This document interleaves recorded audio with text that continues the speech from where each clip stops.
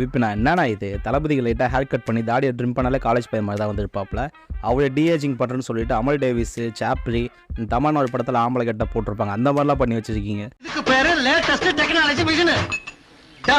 Song, lyrics, லுக்குன்னு இதை வச்சு பார்க்கும்போது விபியும் யுவனும் சேர்ந்து ஃபார் மை பாய் ஏகேக்குன்னு பண்ண சம்பவம் மாதிரியே இருக்கு. செந்தில ஜெயிலுள்ள வச்சே போடணும்னா நம்மளால ஒருத்தன் பிளாக் உள்ள இறங்கணும்டா. அவன் நம்மளும் தெரியாதவனா இருக்கணும். உள்ள போனா மட்டும் பத்தாது, செந்தில் அவனை முயற்சியா நம்பணும். ரொம்ப ஷார்ப்பான புள்ளிகளால் தான் அது முடியும். உன்னால முடியும். காலம் 8ல் திடீர்னு ஸ்பார்க் சாங்க்கு ஒரு பாசிட்டிவ் வைப் வந்து கிடைக்குது.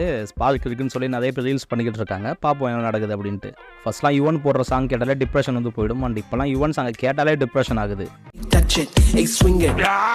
தயவு செஞ்சு இந்த படத்தில் இருக்கிற 3 பாட்டையுமே டெலிட் பண்ணிட்டு பாட்டே இல்லாமல் கூட படத்தை ரிலீஸ் பண்ணுங்க. காம்ப்ரமைஸ் ஆகிக்கலாம். நான் கடைசியில் எங்கள் வயலே விசில் போடு சாங் நல்லா இருக்குன்னு சொல்ல வச்சிட்ட பார்த்தியா இதை ரிலீஸ் பண்ணி. எதுக்காக ஏன் இப்படி செஞ்ச?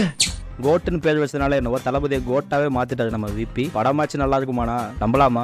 ஸோ அவ்வளோதான் கைஸ், இவனுடைய ட்ரக் எல்லாமே நமுத்து போச்சு. இப்போ ஆக்சுவல் ட்ரக் டீலரே அனிருத் தான். ஸோ தளபதி ஃபேனான அனிருத் ரொம்ப மிஸ் பண்ணுறேன். பிகாஸ் லியோ அளவில் ஒரு பாட்டு கூட இந்த படத்தில் வந்து கிடையாது. அந்த ஆல்பம் அளவுலாம் பிஜிஎம் வருமானு தெரியல, வெயிட் பண்ணி தான் பார்க்கணும். Enapa next song with Venuma. நான் கொடுக்க